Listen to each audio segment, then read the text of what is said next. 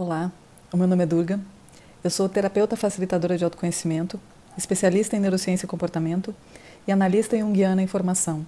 E esse é o terceiro vídeo dessa série sobre as bases psiconeurofisiológicas do comportamento corrupto, onde eu estou usando um conceito bem abrangente e ao mesmo tempo bem fundamental de corrupção, entendendo que ela é um estado de consciência temporário que se relaciona com uma ruptura interna que nos levou ao esquecimento da nossa essência amorosa e a um congelamento emocional. E nesse contexto, todos nós somos um pouco corruptos, mas existem pessoas que se tornam corruptos compulsivos e criminosos e que têm comportamentos semelhantes aos dos psicopatas e aos dos viciados em drogas. E no último vídeo eu falei bastante sobre isso. Apesar de, nessa série, eu estar focando num olhar mais psicológico e neurocientífico, quando a gente analisa a questão da corrupção, é inevitável pensar em questões filosóficas, como, por exemplo, a questão da ética. Seria a ética uma virtude social ou uma virtude inata? Será que nós somos naturalmente éticos ou será que nós somos éticos só porque nós queremos nos encaixar na sociedade?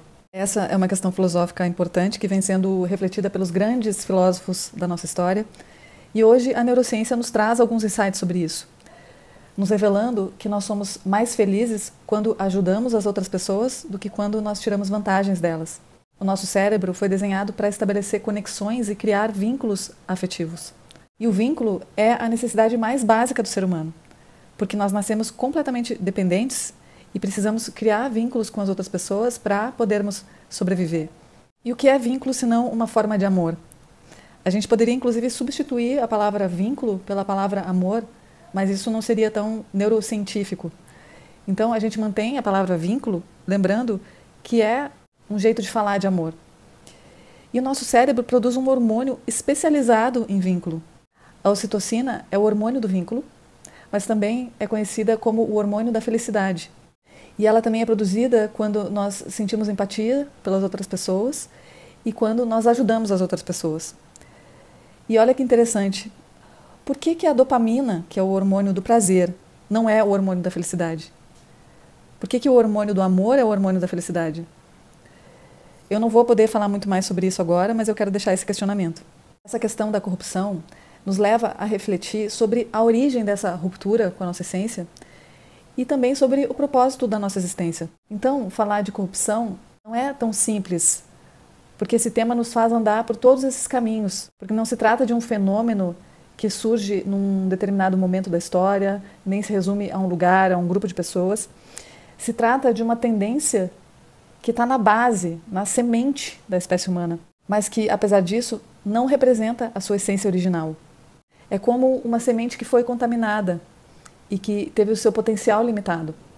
E aqueles que têm mais afinidade com temas religiosos poderiam dizer que a origem dessa contaminação foi uma suposta queda dos anjos ou que se relaciona com o mito de Adão e Eva no paraíso. Mas independentemente da crença, o que interessa para a gente é compreender que essa contaminação não vem de fora, mas ela é um produto de uma escolha.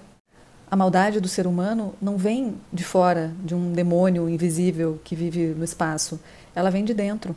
E talvez a gente possa dizer então que a origem da maldade ou da contaminação da semente humana esteja no próprio livre-arbítrio. Não no livre-arbítrio em si, mas no que a gente escolhe fazer com a liberdade.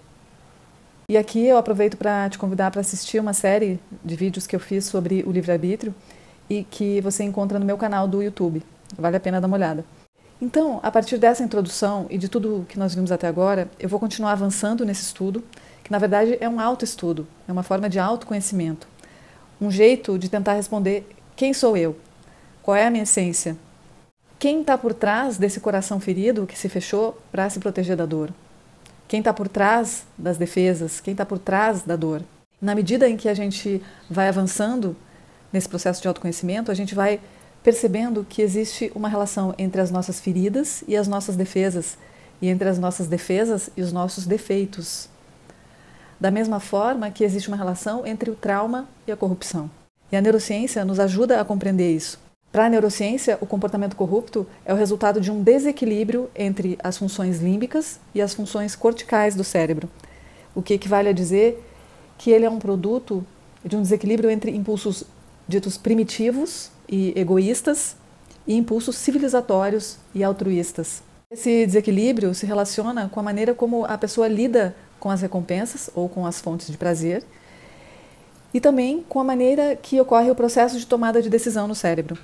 E existem dois fatores principais que influenciam no funcionamento do sistema de recompensa e no processo de tomada de decisão, determinando então o comportamento corrupto. Um deles é o aprendizado defeituoso e o outro são lesões no córtex pré-frontal.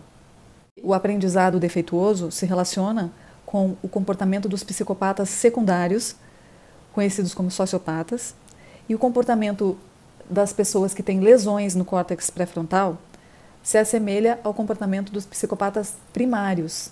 Teoricamente, os sociopatas são corruptos por causa do aprendizado defeituoso e os psicopatas são corruptos por causa de lesões no córtex pré-frontal. Mas nem sempre é assim.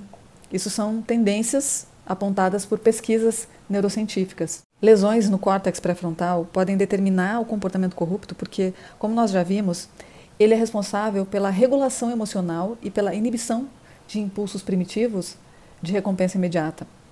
Além disso, ele é responsável pelo processo de tomada de decisão consciente, pela empatia e por muitas outras funções sociais. E essas lesões podem ser causadas por quedas, pancadas na cabeça ou por falhas no desenvolvimento do cérebro. E o que gera essas falhas? As pesquisas indicam que entre as principais causas de falha no desenvolvimento do cérebro está o trauma emocional. Pessoas que sofrem abuso e maus tratos na infância estão mais propensas a desenvolver doenças crônicas e a cometer crimes na idade adulta. As crianças vítimas de abuso sexual e violência têm mais facilidade para desenvolver o comportamento antissocial. E é importante notar que o trauma não apenas modifica o comportamento, mas de fato modifica a anatomia e o funcionamento do cérebro. Então a neurociência confirma que o trauma está na base dos comportamentos disfuncionais, imorais e perversos, representando então a causa raiz da criminalidade. O trauma está na raiz da corrupção. Então, se a gente fosse pensar em soluções para diminuir a corrupção, essas soluções deveriam passar pelo tratamento do trauma coletivo. E isso envolveria não apenas o tratamento psicoemocional, mas a própria educação. Nós precisaríamos nos tornar uma sociedade trauma-informed, porque de fato nós somos uma sociedade extremamente traumatizada, que sobreviveu a milênios de guerras, escravidões, inquisições, genocídios. Tudo isso gerou marcas que estão registradas no nosso sistema e que nós viemos transmitindo de geração em geração. Apesar disso, já é visível que na medida em que as novas gerações estão nascendo, esses traumas já estão sendo curados e nós estamos sendo reprogramados com novos caminhos neurais e novos padrões sistêmicos de pensamento e comportamento. Porque além dos traumas, nós também estamos transmitindo as nossas curas. E nunca na história da humanidade nós tivemos tantos métodos terapêuticos de cura psíquica e nunca houve tanto conhecimento científico a respeito do trauma. Então nós já estamos nos curando, nós já estamos abrindo os nossos corações e nos tornando mais sensíveis e mais empáticos. E o resgate da empatia é um aspecto fundamental da cura da corrupção, porque todo ato corrupto envolve uma certa ausência de empatia. Como a gente sabe, essa é uma das características mais marcantes da personalidade psicopática. Mas mesmo que a pessoa não seja um psicopata, para que ela consiga cometer um ato corrupto, ela precisa encontrar um jeito de não sentir. Ela precisa encontrar um jeito de não entrar em contato com a dor da pessoa que ela vai prejudicar. Caso contrário, isso seria um empecilho. Além disso, o ato corrupto sempre envolve manipulação e enganação.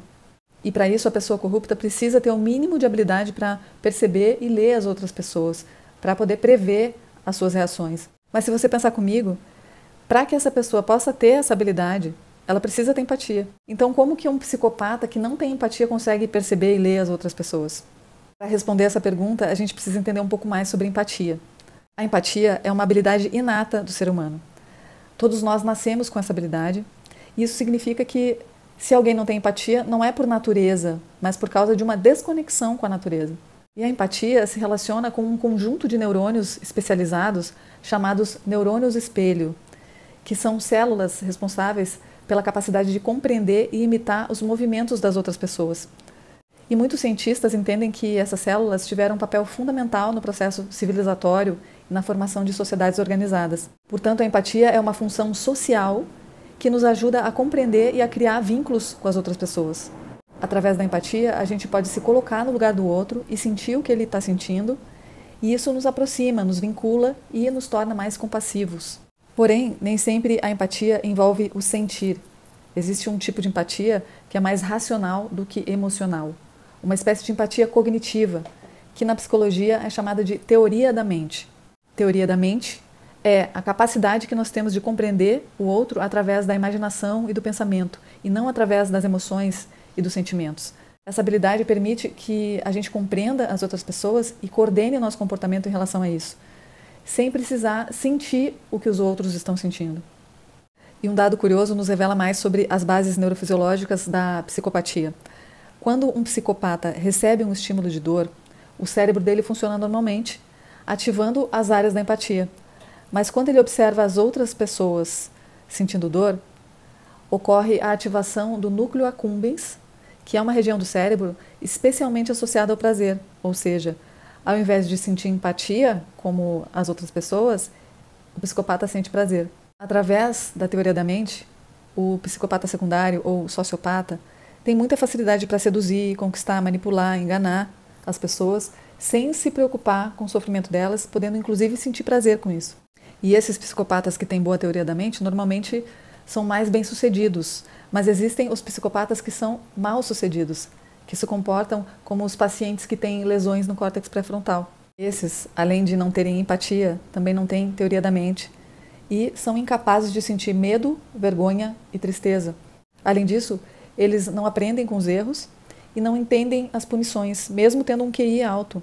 Essa combinação resulta em imprudência e menor habilidade para o disfarce, o que os torna fáceis de serem identificados. Agora, quando o comportamento corrupto não ocorre por causa de lesões no córtex, ele ocorre por causa do aprendizado defeituoso. E o que é o aprendizado defeituoso? Na infância, quando o mau comportamento de uma criança não é punido, ou quando ele é reforçado pela recompensa, por exemplo, quando um menino é elogiado por bater em outro menino, quando os pais defendem a criança mesmo quando ela faz algo errado, ou quando eles ensinam pela palavra, mas não ensinam pelo exemplo, ou seja, quando eles falam uma coisa e fazem outra. Nesses casos, ocorre o aprendizado defeituoso. Mas, sem dúvida, a maior forma de aprendizado defeituoso são os abusos e os maus tratos na infância. O trauma é uma espécie de aprendizado defeituoso, porque durante os eventos traumáticos a criança precisa aprender a se defender e muitas vezes ela aprende a congelar as emoções para deixar de sentir a dor. E como eu tenho repetido diversas vezes nessa série, esse congelamento emocional está na base do comportamento corrupto. Então, uma das conclusões que a gente chega é que não importa o tipo de corrupção, nem o tipo de psicopatia, nós precisamos tratar o trauma que está por trás disso. E existem diversos tipos de trauma, mas todos se relacionam com um sistema de programações emocionais que é mais conhecido como um sistema de marcadores somáticos e que é um dos temas que eu vou abordar no próximo vídeo. A minha ideia era falar sobre isso nesse vídeo, mas acabou que ele ficou muito longo, então eu vou deixar para o próximo. Se você está gostando dessa série e sentindo que esse conteúdo pode ser útil para as outras pessoas, não deixa de compartilhar, não deixa de me seguir, porque assim você apoia o meu trabalho. E também não deixa de comentar, deixar suas reflexões, críticas, elogios, sugestões. Tudo isso é muito bem-vindo. Muito grata pelo seu tempo e a gente se vê em breve. Até já!